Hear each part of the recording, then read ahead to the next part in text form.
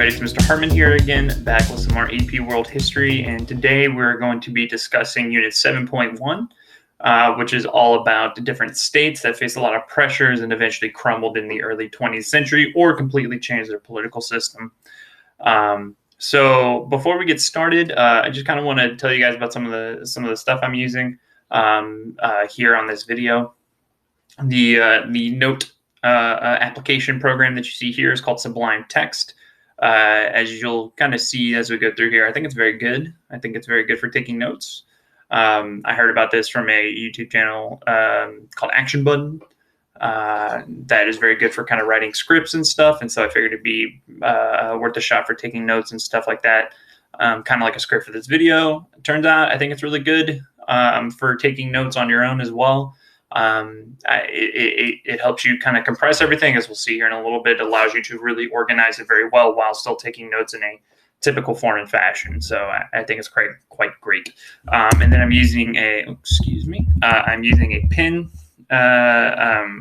tablet, and I'm doing that with something called it's right here. I forget the name of it.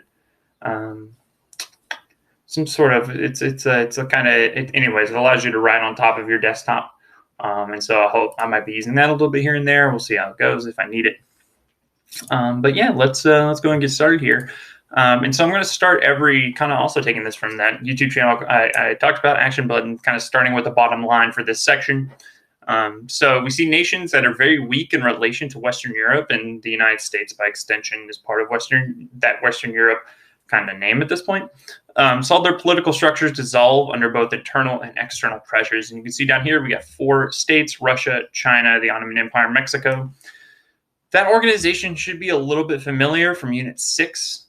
They did kind of have this same group of states kind of grouped together in a lot of times. Maybe sometimes Japan was in there, but if you know anything about Japan in the 1800s, they very much kind of saw themselves elevate to the level of the Western European powers as well. So they're no longer in this kind of cohort of states we want to talk about. But let's go and get started with Russia, which is probably the most infamous on this list in terms of the things that happened there. So you can see I can kind of minimize all the notes underneath these kind of core subjects, which I thought is really good. So first off, we have Russian internal problems, and let's take a look at some of those. So we have a lack of industrialization, especially compared to Western Europe. First off, right? That's going to be an issue for all of these states, right? Is that the Western Europeans are able to kind of either flex their influence economically, militarily, socially, due to their strong industrialization, which allows for better weapons, but it also allows for more goods to be produced, which allows for those goods to flood the market in certain states. Lacking education, which kind of goes right hand in hand with industrialization, because we see industrial societies create kind of our first public education systems. And so since Russia doesn't have industrialization, chances are they're not going to be a very strong education system, because usually what's happening in these states is that the children who would typically be going to get an education are instead working on farms and maybe some factories. But again, since there's a lack of industrialization here, right, we're also going to see a lack of education. So then also we have infrastructure issues. Just not enough roads and canals and railroads being built to make their economy more efficient, right? And then we also have a lack of entrepreneur support from the central government, right? What that means is that there aren't a lot of laws that help promote entrepreneurship, whether that be tax breaks, whether that be patents or copyrights and stuff like that. Especially compared with the United States and Britain, where they do have these frameworks politically to support entrepreneurs, right? And so that allowed for places like the United States and Britain to really, again, just find another level above Russia. And there was a lot of anger in Russia in the late 19th century, early 20th century, specifically around the lack of civil liberties and the participation of the public within the government, right? But despite a lot of protests, nothing really changes. We even see after the emancipation of the serfs, right, we do see Tsar Alexander II get assassinated by anarchists in Russia. We also see the rise of the communist communist ideology and communist party in Russia in the late 1800s as well. And so it's not just Russia, but it's certainly one of the major places. Russia and Germany, probably the two biggest communist spots in the late 1800s. Right. So a lot of problems internally for Russia, but that is not it, because we also have some external problems. And really, we only have one here, and that's the lack of economic power that we talked about. With the lack of industrialization leads to a weaker military, which is heavily exposed in two wars: in the Crimean War, which is in the, I want to say, 1860s, 1870s. It is a battle between Russia and the alliance of France, Britain, and the Ottoman Empire over the Crimean Peninsula in modern-day Ukraine. Essentially, the British and French have been worried for a very long time that the Russians would overtake the Ottomans and take over their territory, which is strategically and economically very important. And so the British and the French are propping up the Ottomans as the sick man of Europe against the Russians. The Russians get completely destroyed in the Crimean War by the French and the British. And then you have the Russo-Japanese War, where you see the Russians completely outmaneuvered by the Japanese, especially in naval excursions in this war. And it's the first time you see in the modern era, you see an Asian state defeat a European state in war.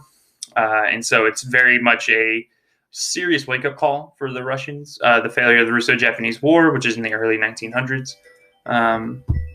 Excuse me, sorry about that. Let me put that on silent.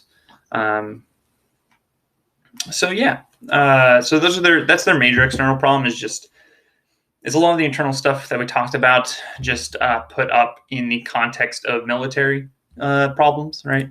Okay, so let's talk about some key events leading to the Russian Revolution. We have 4 here.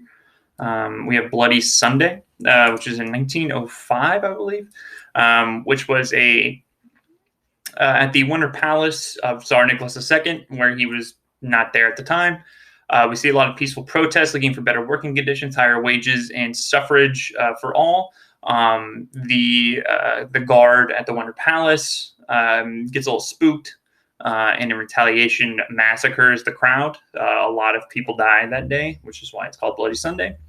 And then in response to Bloody Sunday, we see the 1905 Revolution. We see some changes come out of the 1905 revolution. Specifically, I believe the Duma is created, which is a legislative body. But like we see with a lot of Russian attempts at reform, it's really more symbolic than anything. You don't necessarily see a lot of participation extended anyways. A lot of times the Duma is going to be controlled by the wealthy elites, or they're just not going to have a lot of power in relation to the Tsar. We saw this with the emancipation of the serfs in the 1870s, 1860s, 1870s, where the serfs were freed, but then they had to basically pay the landlords for the land they were getting, and so that basically pushed the serfs kind of back into the hands of the wealthy landlords because they couldn't afford it, right? Almost like a sharecropping kind of situation that we see in the United States. Russo-Japanese War, we're talking about that. Japan humiliates Russia because, or in their attempt to both gain control over Korea and Manchuria. Japan will win that, take over both territories. And then last straw here is World War I, where two things are occurring. Food shortages during the war, right? A lot of food is going to be going to the soldiers. And so because of that, we see a shortage domestically. But then also it's that their military is completely unprepared for the Germans. The Germans at this time probably have the most technologically advanced military at the time, especially when it comes to things like artillery, which is a pretty under talked about part of World War I. The artillery of the Germans can shoot farther and more accurately than anybody else, which allows for them to really pin down a lot of different people. And kind of nullifies any other advantages from the other side, which is why you see a lot of stalemates, or one of the reasons. But the Russians on the East Front have no real help, and they can't defeat the Germans on their own at all. As we talked about, they don't have the technology, the military technology. What Russia is able to do in World War II is kind of utilize their high population to stall the Germans essentially while they got their industry up and running during the war. But during this war, that was not possible. And so I'm surprised the book did not, or at least our review book didn't talk about the Treaty of Brest-Litovsk, which got the Russians out of World War One, but in exchange, they had to give up some territory to the Germans. And so what we see here after this is that the Bolsheviks will topple the government during World War One. There's actually two revolutions. I forget if it's like either the February and October or March and November, because they were on a different calendar than the Julian calendar. I forget exactly how it works. But nevertheless, there are two revolutions where you see the first revolution is a moderate revolution where you see this provisional government come in in the middle of World War One. But the provisional government really misunderstands why they were elected as provisional government, and do not get out of the war because they look around and say, hey, we're a temporary government. We don't have the ability to make that call. And that really angered a lot of people again. And so the Bolsheviks, led by Vladimir Lenin, are able to topple that second provisional government and create their own communist government. And it is that communist government that gets out of World War One. And there's a lot more there. There's also the Russian Civil War in the early 1920s, but that's not within the scope of this video. And so, as you probably know about communism, their key thing is workers owning the means of production. They believe that lead to economic prosperity and social justice. They abolished all private trade between private actors, so the government's in complete control of the economy. They would distribute crops to feed urban workers. The government did it themselves, right, trying to create some sort of efficiency there. They took over ownership of the country's factories and heavy industry as well, making those government things. Excuse me, sorry, I'm getting a lot of phone calls, getting a lot of spam today. So they abolished private trade. They distributed crops. The government did, which can be very inefficient. Can be good, can be bad. They also took over ownership of the country's factories and heavy industry, which heavy industry is things like steel, oil, those kind of things. And so very clearly the capitalist world, Western Europe and Japan and the United States, are very scared of this communist takeover, because what if it's successful, right? What if this turns into a successful government, right? What you're going to see then is that, maybe this idea of communism, which is kind of anathema to capitalism, becomes much more popular amongst different states around the world, right? But that's Russia there. Let's go into China. You probably know a lot about China's problems already. Not all of them, or at least the endpoint of those problems. If you've read the earlier units, 4, 5, and 6, or 5 and 6 were part of that unit. But we have some internal problems in China at this time period. One that's not really talked about in previous sections that much is the ethnic tensions going on in China, where you have the majority Han population, which I can't speak to what percentage of the people are Han, but it is certainly a significant percentage. And then the Manchus, which the Qing dynasty are Manchus from Manchuria, right? And while us in the West might look today and say that's all kind of, some sort of amalgamation of Chinese culture in general, that's absolutely not true, right? The Manchus of Manchuria have a different culture than the ethnic Han, and so you're seeing a lot of tensions there, especially because the Manchus are not allowing the Han to get into ruling, helping them govern and stuff like that. Very similar to the Mongols, right? They're suppressing a lot of the Han power in society. A lot of famine problems, massive population growth in China. Post-plague is not met by any increased food production. So it's going to cause a lot of big issues. I should say that the increased food production isn't enough, right, rather than none. And then lastly, lack of tax revenues. They were not taxing properly. A lot of corruption occurring amongst tax collectors, which were, if you go way back, if you recall, a lot of the tax collection in China was done by local nobles, right? So they were not necessarily chipping in their behalf. And because of that, no infrastructure improvements, which really slows down an economy. Their major external problems, the same thing over and over again. Russia and the Ottomans as well are going to have this problem. They didn't industrialize, right? They didn't industrialize in the same speed or process as the Europeans did, and so that really hurt them. And so all these put together, and there's tons of other stuff this section didn't talk about: the Taiping Rebellion, the Boxer Rebellion, the rule of Empress Dowager Cixi. Lots of different problems for China in the 19th century. The Opium Wars, right? The spheres of influence that came out of that. And so we see Sun Yat-sen lead a revolution against the Qing in the 1911 and completely topples the government. And so what we see here is that Sun Yat-sen is a very interesting guy in that he wants to combine Western political principles with Confucian social principles, right? And Confucianism is very much about political organization, but Confucianism is about political organization via social organization, almost similar to the caste system in a way, not necessarily in its implementation, but in its end goal of trying to organize a society, and by organizing society, organizing a political system, right? And so he wanted to do that while at the same time implementing things like democracy. Democracy for what he called able Chinese, essentially, I believe what they're saying is the Han Chinese, and expelling foreign capitalists, right? Getting rid of those European spheres of influence, getting rid of those European merchants who are exploiting the wealth of China. He really focuses on nationalism as well, another Western ideal. But it's nationalism in order to make the central government stronger, which is something we see in places like France and Germany to an extent, right? But we don't necessarily see it in every country that engages in nationalism.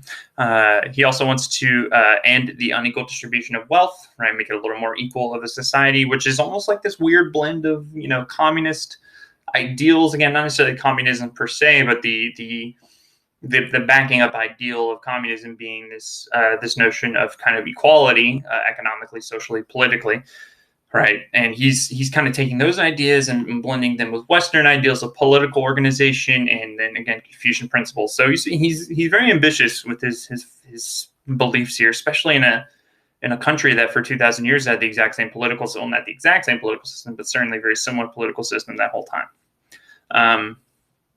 Problem for Sun Yat-sen, he doesn't have the military power. Basically, once the Qing dynasty collapsed, the generals who were in charge of different areas basically take power in that region, shore up power, and become warlords. And so we see Sun Yat-sen, after 2 months, recognizes he can't hold power in China, and so he advocates power to a warlord. I believe his name is Yuan Shikai. But later on in the 1920s, we're going to see the Kuomintang, the KMT, or the GMD, lots of different things you'll see there, take power. And then he'll eventually, the Kuomintang, the KMT, will rule China for 2 decades. But within that 2 decades, pretty much half of it is about fighting the communists. And so you see the role of the Kuomintang end with their defeat in the Chinese Civil War against the communists. So yeah, there's what's going on in China. Okay. The Ottoman Empire, this should be pretty familiar at this point, in my opinion. I feel like this has been pretty well-worn ground at this point if you have read through all of the units so far. But they're the sick man of Europe. They are struggling economically because it's almost very similar to China in a sense, in that the Europeans, especially Britain and France, are able to kind of infiltrate their economy and start extracting their economic power for themselves. So they have very few exports because the British and French are importing everything into the Ottoman Empire. They have a very poor farming economy. It's very much struggling at this point, and again, because they're importing farm goods, right? And so we see the rise of the Young Turks, a group that is focused on revitalizing the empire. 2 things here. One, I don't know if noble is the right word, but certainly along the lines of what everybody else is doing around this time. They want a constitution, right? They want a constitutional government, not a religious-based government, which is what the Ottoman Empire has been for its entire existence. But the other thing is that they advocated for a thing called Turkification, which is basically trying to get all the different multicultural groups within the Ottoman Empire to kind of adopt Turkish cultural principles, which It may seem tame, may sound like something that's not necessarily a big deal, but it is very much a big deal, especially when you think about how they're going to do that, right? They're going to educate, non-Turkish children and Turkish principles only, or Turkish cultural ideals only, right? Try to essentially remove all those other touchstones of their own culture from them, right? Or you're going to see it in a sort of a strong-armed way of forcing people to move out of the country, possibly even killing people. And that is what we see with the Christian Armenians, who become the scapegoat for a lot of problems with the Ottomans. And of course, we will see, well, if you don't know, we will see the Armenian genocide occur during World War I because of the Young Turks. So as we've talked about already, they resented a lot of the French and English economic policies within the Ottoman Empire. They had invested very heavily within the Ottoman Empire, which gave them too much influence over the economy and led to some unfair trade deals for the Ottomans. And in fact, I believe they did have a thing called extraterritoriality, which is a thing where basically the British and French living in the Ottoman Empire actually only have to follow British and French law, not Ottoman law, which is essentially colonization in my mind, right? If you're giving away your political rights as a country to people within it, right? So they're very upset with that, even though, as we talked about previously, the French and the English did ally with the Ottomans against Russia.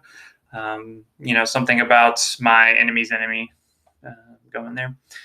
Due to their anger with the French and the British, though, we do see them allying with Germany in World War I in an attempt to kind of push the British and the French out. And they do have some success, especially at the Battle of Gallipoli, where the British kind of make some blunders on their choices of landing in Turkey or in the Ottoman Empire, and face some pretty heavy losses there. But after losing World War I, the Ottomans are completely dismantled. There are a lot of states that come out of the Ottoman Empire. Turkey, Syria, Palestine, Iraq, I believe Lebanon, maybe even like Jordan. I forget all the countries exactly, but Turkey, which is modern day Turkey and Anatolia, is kind of replaces the Ottoman Empire in our minds, right? And mostly politically too, right? The Ottomans are mainly Turkish culture, or at least they hope to be. Turkey is mostly a Turkish culture as well, all right? So we see that during World War I, we see the organization of a Turkish national movement, pretty much led by the Young Turks, and they are fighting for self-determination. And it's led by a very important man, Mustafa Kemal, who you might know better as Ataturk. He is the man who establishes the Republic of Turkey. And he is also the man who makes Turkey much more Western, which kind of in turn at this point means much more successful economically. He creates a secular nation, right? A non-Islamic nation, which is how Turkey has been until the rule of Tayyip Erdogan, who has kind of gone back to those ideals of creating an Islamic state rather than a secular nation. Public education for all boys and all girls, no polygamy, no having multiple wives or husbands. Mostly wives, and then women's suffrage. Women get the right to vote, right? So a lot of improvement for the rights of women within Turkey under Mustafa Kemal. However, at the same time, and it's kind of what we're seeing with the Ottomans, right? There's good and bad in all of these, right? But he also rules as a dictator for 15 years, kind of setting this tempo in Turkey that, a dictator is okay as long as they're doing good things, right? And we frankly see that today, right? Lastly, Mexico. So it was ruled over by Porfirio Diaz at the end of the 20th century, essentially a dictator himself. And again, another little column A, column B, good and bad here, right? He does oversee a lot of stability and economic growth, but a lot of that economic growth is ending up getting shipped outside of Mexico, especially into the hands of the United States and American investors. And we also see gross land inequality. 1% of population owns 97% of all the land, which means you need to think of it the flip, right? 99% of the population owns 3% of the land, right? We see a lot of statistics these days as well, kind of talking about wealth inequality and almost having these exact same kind of percentages, right? So you see most of Mexico is landless, which is not very good, especially for a state that is focused on agriculture like Mexico is. Let me minimize some of these. I apologize. I meant to do that. All right, there we go. Nope, come back. All right. So the causes of the Mexican Revolution, direct. So these are the direct causes, right? So Porfirio Diaz's stuff's kind of the indirect causes. The direct causes of the Mexican Revolution is that he jails. So he's got a presidential election in 1910 against Francisco Madero. He arrests Francisco Madero, and that leads to the revolution probably more directly than anything. And the growing opposition in the context of that election, with his policies that are quite tough on the common people, his accommodation of foreigners, and then lack of land redistribution and land reform, leads to the Mexican Revolution, which lasts from 1910 to 1920. Nicolas Madero, he escapes prison and kind of is the political figurehead of the revolution. He allies with the military figureheads, Pancho Villa and Emiliano Zapata. Pancho Villa he's more of the military force. He defeats the Mexican forces and exiles Diaz, whereas Emiliano Zapata is maybe more of the social leader, where he helps redistribute the land back to the peasant farmers. A lot of instability and violence during this time period. 2 million of the 15 million people living in Mexico during this time period died during the revolution, which is a significant amount, right? It's almost 15% or so of all people die.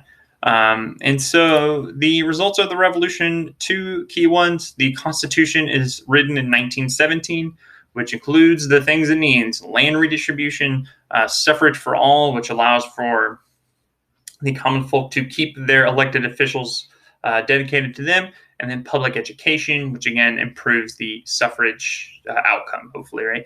And then also we have the Revolutionary Party. I forget the exact name of it, but we're going to call it the PRI, or the PRI. It was formed in 1929. And they will dominate Mexican politics post-revolution to the extent that basically throughout the entire rest of the 20th century, the PRI, the PRI, is going to rule Mexico. So that was it for 7.1. Hope you guys enjoyed the video. I enjoyed making it. If you got any questions, let me know in the comments below. Sorry, I got to go over here to do this. Okay. Thank you guys so much for watching. See you in the next one.